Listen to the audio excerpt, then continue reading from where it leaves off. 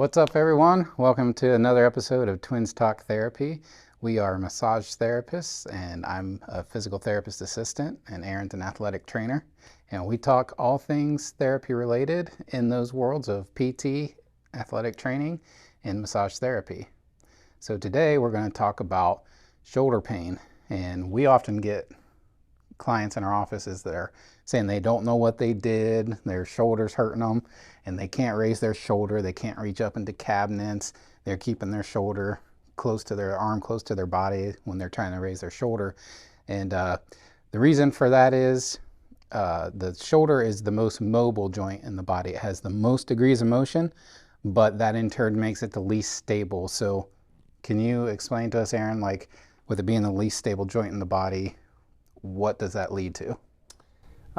It just becomes more vulnerable when you've got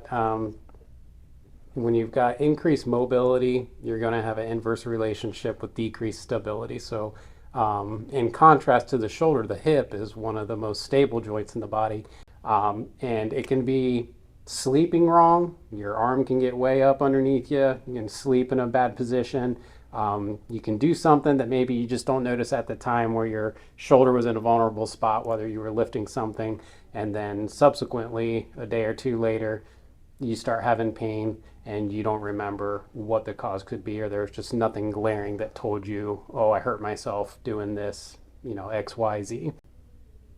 Yeah, and then I would just add that posture is a huge contributor to the fact that the shoulder is the most mobile joint.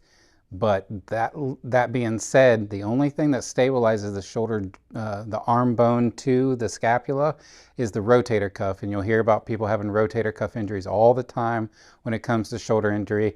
And a lot of times the bicep tendon will be involved. You'll hear among surgeons saying the biceps is involved or uninvolved. That just means it's just the rotator cuff if the biceps tendon is uninvolved. And the rotator cuff is the only thing that holds that shoulder joint together, and that's what gets injured. And it's usually because of our poor posture, that when we're slumped forward like this and our shoulders are rolled forward because we sit at the desk, we drive the cars more than we should, we slouch and watch TV when we get home at night, snacking and doing all that, the shoulder joint becomes rolled forward more anteriorly than it's supposed to, then that messes the alignment of all the rotator cuff muscles and their tendons. So you get breakdown, you get wear and tear, and then you can have a sleep injury. So you get past 40 years old and you start getting these sleep injuries, which is pretty sad, but it happens just because our posture is bad. So we're gonna go into some ways that you can help with your pain. All right, so one of the first exercises I'll have my clients do a multi-directional shoulder range of motion exercise. I'm using a towel here to just kind of help with the glide against the wall. And what I want to do is just kind of face the wall here, and then I'm just going up.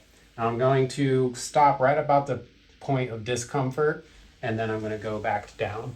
And I'm just going to repeat that for several reps just to try to get that motion back. So I'm going up. I can go at a diagonal here, I can go out, and then I can even go kind of down at a diagonal there. And I'll repeat, usually 3 sets between 10 to 15 reps. Okay, so the next exercise I'm going to do is an exercise called Codman's pendulums. And this helps gap the shoulder joint to kind of help reintroduce motion. Let that arm hang. You're going to place your hand on a bed or a tabletop, something that you can support yourself with. And you initiate the motion with your body and not your arm. And then as you get the arm going, you start working a side-to-side motion into the exercise, and pretty soon you get yourself going into circles. And the shoulder to go into the opposite direction in the circles. You'll do this for typically about 5 minutes, and it'll help just gap and loosen up that shoulder joint.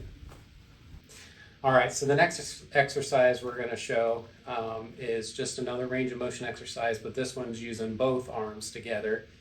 So I'm using a PVC pipe.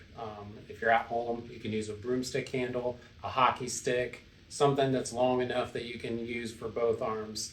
And so I'm just going to hold here, and I'm going to go into forward flexion first.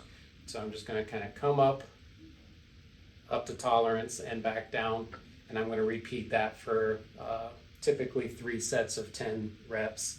The next one is extension, so I'm just going to place the pole behind me, and I'm just going to go into extension for reps and sets. And that also typically about 60 degrees, so right about there is normal as far as range. So if you're limited to here and you get in pain, this is a good one to try to reintroduce that range of motion and extension back. And then the last one I can do here is pushing into external rotation, and I can do that on both arms by just pushing out and letting my lower arm rotate out to the side, and that is pushing my arm into external rotation. And lastly, we're going to focus on a strengthening exercise. These are just internal external rotation exercises using a therapy band. And what I like to do is put a towel underneath the elbow, and what that does is make sure that the elbow stays in by the body, because if we get elbow flare out here, then we're compromising the rotator cuff muscles and the tendons and structures around the shoulder, and we could cause pain. So we're going to pinch that elbow against the towel, keep it in line with our body, and we're just going to do internal rotation here. To start, you're going to pull your hand in towards your stomach. We're going to go to the outside. So again, the towel underneath the elbow, and we're pulling to the outside, and that's external rotation. So the same thing we did before. We're going to do reps and sets, typically 3 sets of 10 to start, and adjust from there. An alternative way to do this, just take your therapy band, kind of tie a loose square knot into the end of it by doubling it over, and you can use any door frame with a door. So if I go here and I just shut that band into the door, it's going to keep it sturdy and secure so I can complete the external and internal exercises. I can just turn around like so and do the internal, doing the same thing. All right, for the last part of this video, we're going to show some tape. So you just always want to kind of measure your tape. You find the line that's the closest to where your measurement was. You put a fold in there, and you just want to round the corners. Tear down the middle off the paper, and put stretch on it, back off a little, lay it down, and then just paper off tension. And you always want to stretch out the area you're taping, because that will cause some coupling effect, some wrinkling of the tape when Aaron brings his arm across his body. It'll put wrinkles in there, and that's actually what lifts the skin and opens up those tiny capillaries in the skin so that blood flow is improved. And they believe that's part of the component that allows it to decrease pain. So Aaron, put your arm across your body. We'll put the back on stretch, and then just paper off. And that is Rock Tape's shoulder tape technique. And that's all there is to that. All right, so I hope you enjoyed this episode of Twins Talk Therapy, talking about shoulder pain and ways we can reduce it. Reach out to us if you have any questions at twinstalktherapy@gmail.com. All right, and we'll see you next week.